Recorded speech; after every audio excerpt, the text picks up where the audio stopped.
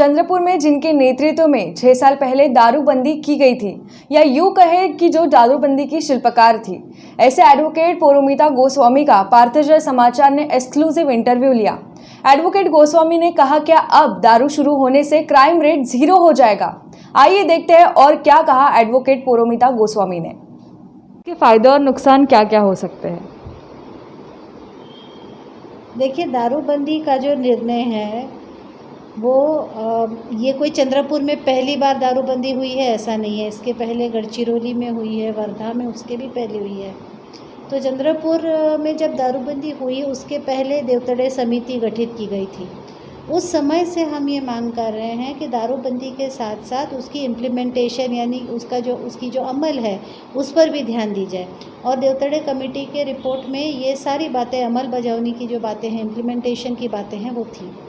अब हमारा सवाल ये है कि ठाकरे सरकार ने बजाय इसके कि दारूबंदी उठा दिया जाए, उन्होंने इम्प्लीमेंटेशन पे थोड़ा ध्यान देना चाहिए था और जो बातें देवतड़े समिति के टाइम से जो हो रही हैं उस पर अमल करनी चाहिए थी।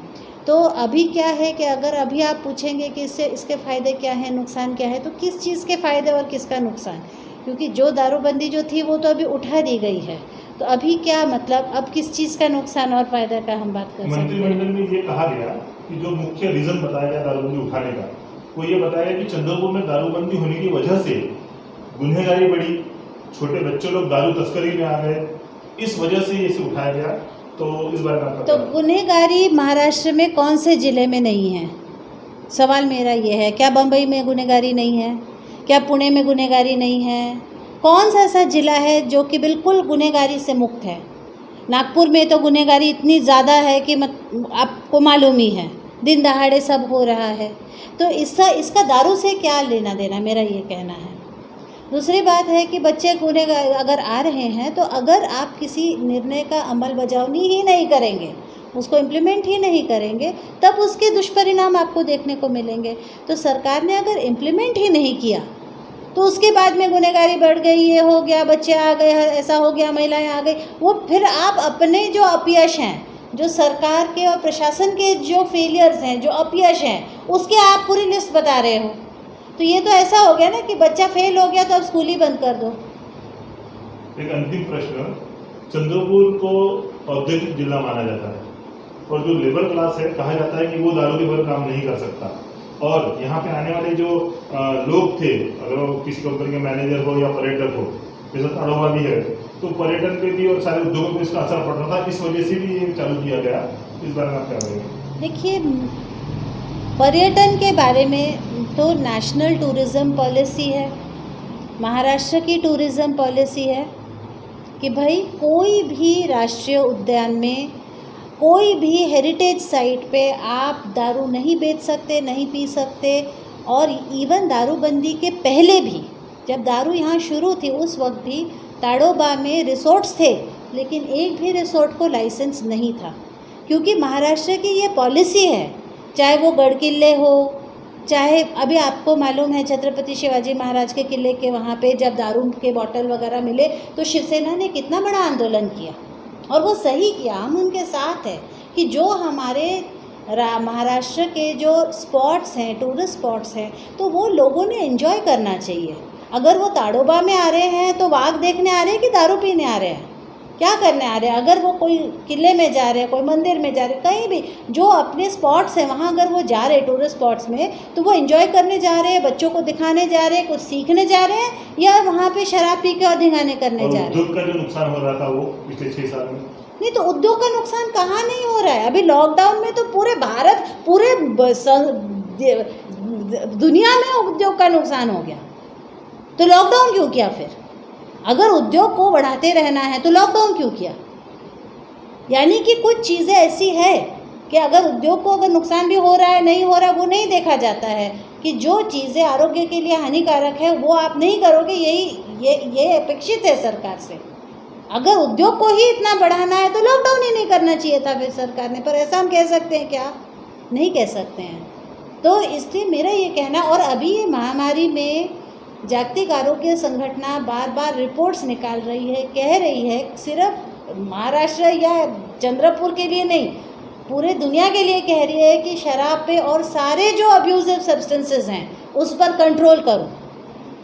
क्या अभी आप ही लोग दिखा रहे हैं कि 6 लोगों ने खर्रा एक साथ खाया तो कोविड हो गया।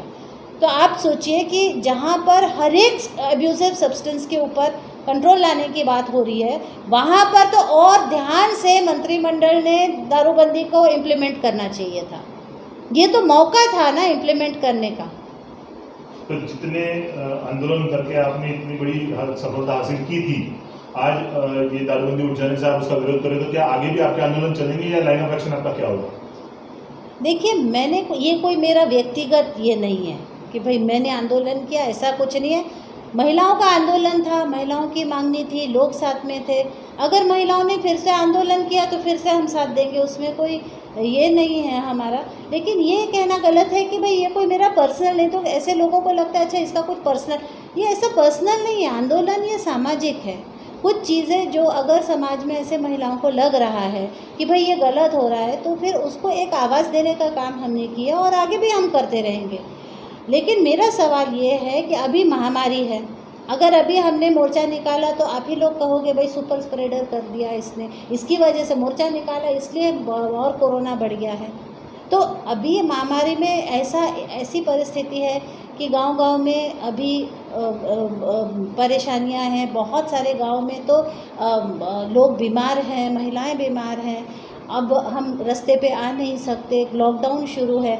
ऐसे परिस्थिति में इस तरह का निर्णय लेना, अभी लोग हमको कह रहे हैं कि कोर्ट में जाएंगे क्या, तो कोर्ट सारे बंद हैं। कौन सा कोर्ट शुरू है अभी? कौन सा कोर्ट अभी शुरू है कि हम कोर्ट में जा सकते हैं? कोई कह रहा है आप यहाँ चले जाइए, राज्यपाल के पास में चले जाइए। चंद्रपुर से उठकर और राज्यपाल बम्बई में जाना अभी इस लॉकडाउन में इतना इजी है क्या? तो मेरा ये सवाल है कि क्या सरकार ये राह देख रही है कि हम आंदोलन करेंगे फिर वो अपना पुनर्विचार करेंगे? क्यों? जो चीज़ ऑलरेडी कॉन्स्टिट्यूशन में लिखा है, जो चीज़ संविधान में लिखा है कि सरकार ने दारूबंदी करनी चाहिए, ये कोई मैं थोड़ी कह रही हूँ, ये तो संविधान में लिखा हुआ है। और यही लोग कहते हैं संविधान बचाओ, संविधान बचाओ। तो संविधान में जो लिखा है वो करते क्यों नहीं है? ये इलॉजिकल और एकदम से विचित्र पद्धति से काम करना, ये क्या है? क्यों ऐसा कर रहे हैं? और क्यों ये सोचते हैं लोग कि भाई हर बार महिलाओं ने ही जाके आंदोलन करना चाहिए इस चीज़ के बारे में? जो गलत है वो गलत है। इसमें क्या सरकार में बैठे इतने बड़े बड़े नेता लोग हैं, प्रशासकीय लोग हैं, उनको समझ में नहीं आ रही क्या ये सारी बातें? अभी चंद्रपुर में ब्लैक फंगस है तो लोगों को दवाइयाँ नहीं मिल रही हैं, इंजेक्शन्स नहीं मिल रहे हैं, तो उसके ऊपर मंत्रिमंडल क्यों निर्णय नहीं ले पा रही? मृत्यु दर के ऊपर, डेथ रेट के ऊपर कोई कंट्रोल नहीं आ पा रहा है। मृत्यु दर का कोई वो उसमें कोई कंट्रोल नहीं, उसके ऊपर निर्णय क्यों नहीं हो रहे? वो मंत्रिमंडल में प्रायोरिटी से क्यों नहीं आ रहे?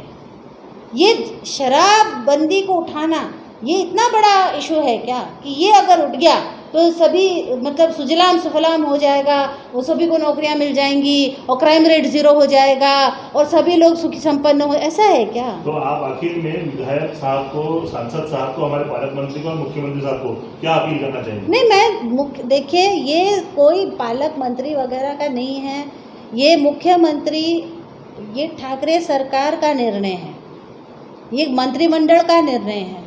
मैं अपने मुख्यमंत्री से मैं अपील कर रही हूँ, कोविड शुरू है, हाथ में काम नहीं है, लॉकडाउन है, ऐसी परिस्थिति है, लोगों को तो खाने के लिए नहीं है, गरीब लोगों को। ऐसे परिस्थिति में दारू ये कोई एसेंशियल कमोडिटी नहीं है कि उन्होंने घर घर में उपलब्ध करके देना चाहिए। अगर मुख्यमंत्री चाहे तो मेरी हाथ जोड़ के विनती है कि घर घर गरीबों को राशन दे दें, वो तो भी काम कर दें। ये घर घर दारू देने का जो ये निर्णय जो उन्होंने लिया है, मैं उद्धव ठाकरे जी से मैं विनती करती हूँ, इसके ऊपर उन्होंने संवेदनशीलता से, एक सही मायने में एक शिव सैनिक के मन से उन्होंने इस पर पुनर्विचार करना चाहिए कि छत्रपति शिवाजी का मैं पाइक हूँ तो मैं क्या कर रहा हूँ। इस तरीके से उन्होंने पुनर्विचार करना चाहिए, ऐसा मुझे लगता है। कल की मंत्रिमंडल की बैठक में चंद्रपुर जिले की दारूबंदी उठा दी गई है, तो इसके बारे में आपकी क्या प्रतिक्रिया है? ये पूरी तरह से एक बहुत अयोग्य ऐसा निर्णय है, मुझे लगता है बहुत ही गलत तरीके से लिया हुआ निर्णय है। और हमारे जो मुख्यमंत्री हैं महाराष्ट्र के, उनको काफ़ी संवेदनशील ऐसा माना जाता है और उनसे ये अपेक्षा नहीं थी। श्री उद्धव जी ठाकरे ये हमेशा छत्रपति शिवाजी महाराज और राजमाता जिजाऊ की बात करते हैं, तो छत्रपति शिवाजी महाराज को मानने वाले हमारे मुख्यमंत्री ने इस तरीके का निर्णय, वो भी कोविड शुरू है इस महामारी के पृष्ठभूमि पर, इस तरह का निर्णय लिया, ये ठीक नहीं था। ऐसा हमको लगता है बिल्कुल गलत निर्णय लिया है, इस पर पुनर्विचार होना चाहिए।